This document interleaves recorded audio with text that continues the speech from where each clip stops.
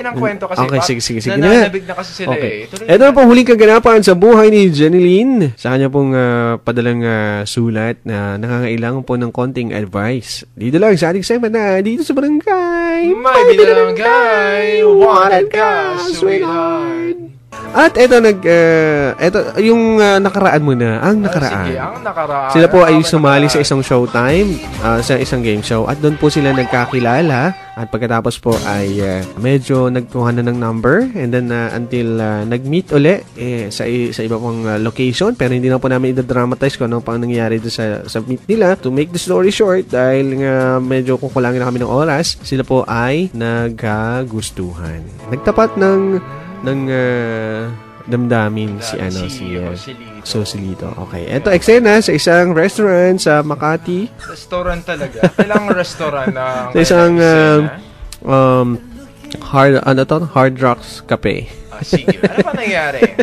Social. Sa ano po ito? Sa may Makati Green Hills. Shangri-La. Ganun ba yun? Wag na doon. Doon na lang sa saan nga ito? Yung likod na front ng landmark. Sa ano nga ito? Glorieta ba yun? Glorieta. Hindi ko alam sa Glorieta. Sa Glorieta po. Nandun sila sa Glorieta. Dito na mo. Dahil mga tao sa mall. Ayan, nag-usap sila. Okay, eto na. Lights, camera, action! Hi, Joselito, may sasabihin ka ba sa akin? Jeneline, salamat na dahil nakilala kita dahil lang sa isang game show na yun sa TV. At taga-probinsya ka rin pala sa Mindoro. Pero ako, Bicolano ako. Pero alam mo ba kung gaano kasarap magmahal ang isang Bicolano? Maanghang din ba? Sobra. Talaga? Bicol Express.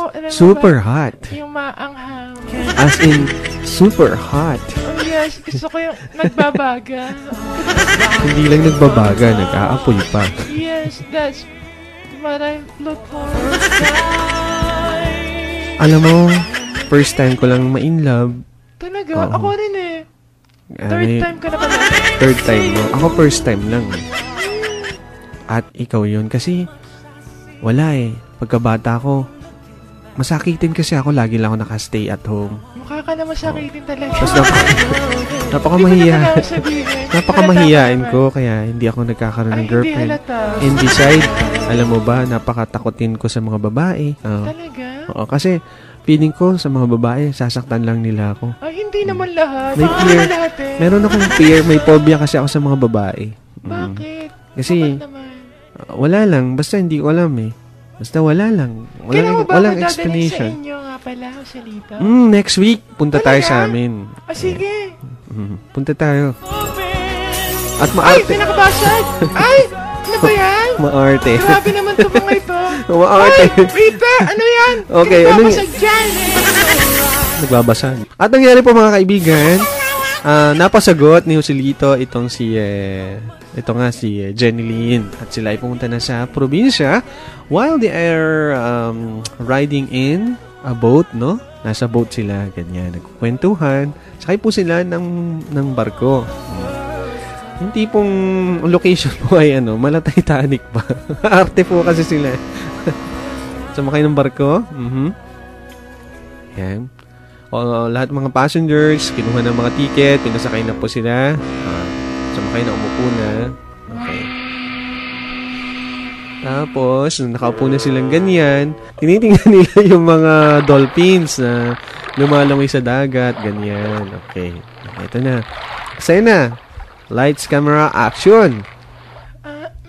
Ay, ang sarap naman talaga sumakay sa barko. Excited na talaga ako kasi ditong makarating sa inyo. Ikaw ba? Ako, syempre naman. Kasi papakilala na kita sa mga parents ko. Ano kaya itsura ng inyong lugar? At, syempre, papakilala kita na ikaw ang aking magiging future wife. Nakakatuwa naman. Parang kailan lang Alam mo ba yun? Sa showtime pa talaga tayo nagkakilalang dalawa. Nang biglang nahilo si Junjun. Natumba siya. Vlog! Junjun! ang sakit ng ulo ko. Sobrang sakit ng ulo ko. Bakit yun, John? Sobrang sakit ng ulo. Sobra. Ha? Hindi ko na yata kaya. Anong problema? Hindi ko rin alam. Hindi ko alam. Sabihin mo sa akin, huwag kang magtago ng iyong problema. Hindi ko rin alam, May Jenny Lynn. problema ka. Anong sakit? Bakit sumasakit ang ulo mo?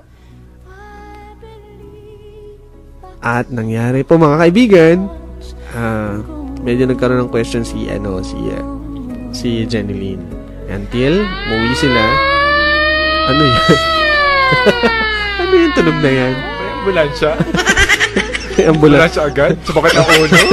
Ambulansya agad? Di pa Hindi, nahilo siya. clinic muna? Nahilo siya, sumakit ng ulo, bumagsak sa ano. So, nahimatay pa, nag-collapse. Dinala siya. Sa hospital. Then, findings po ng doctor. Stage 5, malignant. Stage 5. Cancer ang sakit ni Angelito. Angelito, di mo sinabi sa akin. May cancer ka na pala. Sorry, Jenny Lynn. Gusto ko lang naman, bago akong mamatay, maranasan ko na magkaroon ako ng girlfriend. Maranasan ko din na ikasal. Pero siguro, it's time for you para maging malaya na rin. Ikaw na lang mag-decide kung itutuloy pa ba natin ang relationship natin. Bakit ngayon pa? Kahit konting panahon na lang nalalabi sa... Angelito, minahal na kita. Sorry talaga, Jenny Bakit Lynn. ngayon pa? Dapat di ka na lang nagpakilala.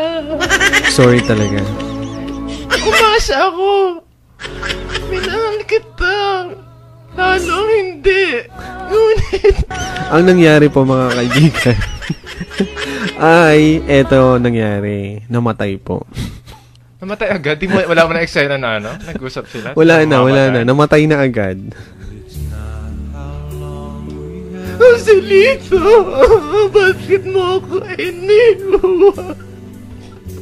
Angelito, di mo sinabi sa akin ng katotohanan. Ikaw ang nagbigay kahulugan sa buhay kong walang kulay. Ikaw ang nagpabuhay ng puso kong namatay na. Magmahal mo din. At habang nasa libingan si Jenny Lynn at umiiyak, Angelito! naririnig niya pa rin ang boses ni Angelito. Angelito mo. Angelito! Angelito! Angelito, naririnig ko pala ng... Ikaw ba yun? Jenny Lynn, kahit nasan ako, hindi ko makakalimutan ang masasayang pinagsamahan natin. Dahil minsan isang panahon, naranasan kong magmahal at mahalin sa pamamagitan mo. Kaya hindi kita makakalimutan, Jenny Lynn. Angelito!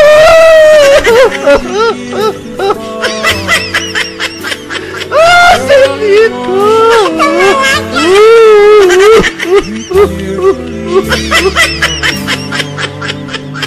Kasama na ako sa'yo! Sige, sumama ka na dyan. Ay, joke lang!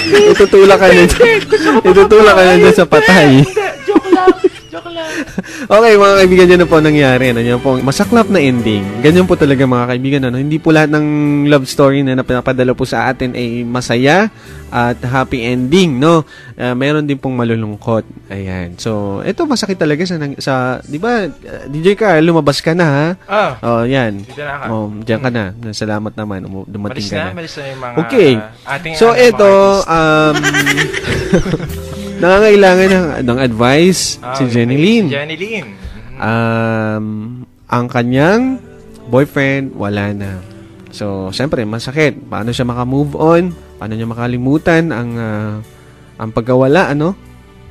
Anong masasabi mo dyan? Kakalimutan ba talaga yan? O ano ba ang the best na para maka-recover agad siya sa pains na nararamdaman niya ngayon? Ako sa totoo lang talaga, mahirap po pag ganyan. Ano? Seryoso talagang boses. Bakit naranasan mo ba? Hindi, minsan talaga, kung Minsan? kailan na minahal mo yung tao, di ba? Oo. Saka naman siya biglang binabawi, nawawala sa'yo. Wala na lang siyang maalis. Di mo naman gustong mawala na siya. Pero naandun kung kailan mo na siya minahal ng talagang lubusan. Saka naman siya naglalaho na parang bula. Para sa akin, kakatawan ako dun sa namatay. Sige. Bakit nga ba naman yan tinago yung secret? Kung ako kay Jeneline, kung kay Jeneline, syempre, maging proud ka sa sarili mo. Kasi, dahil napasaya mo yung isang tao. At nakasama mo pa siya. Oo, Bago nakasama mo siya mo. nawala, di ba? At Nakilala mo kagaya sa tulad niya. nung pagpapasalamat niya, na bago siya nawala ng buhay, naranasan niya na mahalin at magmahal. Yun yung pinakamaganda sa buhay natin. And every people longing for that. Bagamat may mga kasawian. Sabi nga natin last week, every person searching for love, looking for love, no? Yung maranasan niya na tanggapin, maranasan niya na i-appreciate at mahalin ang pinakang hinahanap ng mga tao sa buhay nila. No? So, para kay Jeneline, makakalimutan mo rin naman ng lahat dahil, syempre, ngayon, painful pa yan sa'yo kasi sobrang fresh pa ng mga memories. Sobra, masakit talaga po yun. Kasi, pero, talaga, ang buhay. The only way to move on, bilog, mundo. Di ba, the only way to move on is to accept the fact na wala na siya.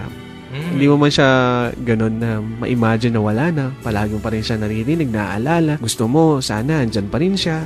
Kulang na lang yung unan mo. May katulad ang kwento natin, kay Susan naman, kakasal Si Susan. Oo, si Susan. Anong nangyari kay Susan? Di ba, kakasal na ba siya dun sa kanyang nobyo? Tapos? Namatay din. Namatay ba yun? Oo, namatay din. Hindi namatay yung nobyo ni Susan. Namatay? Hindi. Namatay? Di ba si Susan yun? Yung may kakasal sila? Ay, nako. Makakalimutin na talaga matatanda ngayon. Namatay ba yun? Oo. Pinatay mo naman eh. Huwag mong patayin. Sige, search ko na lang. Pakikinggan ko na lang ulit sa YouTube. Kasi nakalimutan ko na yun. Kasi natin eh.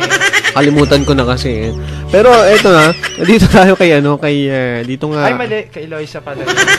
Tingnan mo ka. Ikaw pa lang matanda dito eh. Hindi ako makalimutin. Hindi ko lang ma-recall. Si Eloisa. Si Lola yun eh. Si Eloisa. Kasi Eloisa yung isa yung kanyang tama, namatay nga yun. Kasi kakasal lang sila namasaker. Susan pala yung malandi. Wala yung ganun. Okay, nangyari ganito mga kaibigan. Siyempre, advice namin sa'yo, si Jeneline. Tanggapin mo na lang yung pangyayari. At makakalimutan mo na rin yun. Sige. Hindi mo siya makalimutan. Pero huwag yung, mo nang pero yung bang... isipin, kalimutan. Oo. Yung bang... Hindi ako matapos sa sinasabi ko. Okay. Parang ganyan lang yung friend ko. Ayan. Si Ellen yan. Ngek, ang pangit naman ng ending. Kawindang naman. Bakit? Ano pangit doon? Umiyak na si paring Kyle. Hindi ako... Sinong Kyle? Kaya pala iniwan ka ng someone mo. Hehehe. Ayun. Okay. I guess lulubog ang barko. Ay, mali. Mali. Porque my heart will go on. Lulubog na. Titanic. Si Jack. Morning DJ, musta na po kayo? Greet ko lang mga friends ko, sila Kevin, si Christian, si Grace, si Wency Mar, si Brian, at yung Beko sa Batangas, mahal na mahal kita. Blue Wish ng Poblacion, San Teodoro. Pa-request naman ng song na hinahanap kita. Kalungkot ng drama nyo pero namatay ako, namamatay. Pero mamamatay ako sa katatawa. Grabe, kakabaliw talaga program nyo. Okay, thank you ha. Thank you. Nabuwang na ako, katatawa sa inyo. Hindi halatang... Mas malala sa baliw. hindi halatang sad story ang binibida nyo. That's Miss Jem. Miss Jem. Yeah. Sad ba? DJ. Sad naman talaga. Morning. Sad naman talaga yung story na. Pwede greet yung Beko na mahal na mahal ko na nasa Batangas. Ingat siya palagi. And study hard. Always love you, miss you. It's me, Gretel ng Poblacion. Yes, good morning pa rin po. Nako, tayo po ay ilang minuto na lang. Ay, alas 10 na pala. Wala na, as in wala na. Wala na talaga. Wala nang oras. Nais pa man namin basahin na yung mga reactions, mga messages niyo this morning. Kami po ay magpapaalam na naman. Ang bilis talaga ng oras. Friday na muli tayo magkakarinig. Friday na naman. Ako maririnig niyo pa rin every morning. Si Kuya Bruce lang mawawala. Anyway. Nakarelate yung isa dyan. Sino? Si Miss E. Okay mga kaibigan, so syempre pa. Tayo po ay magpapaalam na naman. Hanggang dito na lang po kami. Until Friday. Kami sa Friday. Baka may play na po namin. Yung aming jingle bells. Jingle all the way. Oh, what fun is to ride in one horse open sleigh. Ano ginagawa mo? Nabaliw na talaga. Baliw lang. Ang peg. So, paalam na po kami. Gusto pa sana namin kantahin yung isang song ni, ni Jed Badela, pero wala na po wala na po kaming oras. Makakain na namin yung oras ni DJ Rocky. Kainin Text na lang po kayo, tumawag kay DJ Rocky ha, para bumati-bati kayo at mag-request ang inyong mga favorite song. Ano? At yung mga tumatawag po sa amin, sa kanya na po kayo tumawag. Yes, bye-bye na po. At kami po ay magpapaalam na muli ang inyong Riding in Tandem. I'm DJ Kyle. DJ Bruce Hart. Dito pa rin po sa 105.5 DW on FM for the program Riding in Tandem It's gonna be Season 2. our last song. Rock and roll. Rock and roll ba yun? Hindi. Rock and roll? Joke lang. Wala aking audio. Nagalaw mo na naman. Sige. For the last time, audio na naman pumalpak. Bye-bye. See you. See you soon.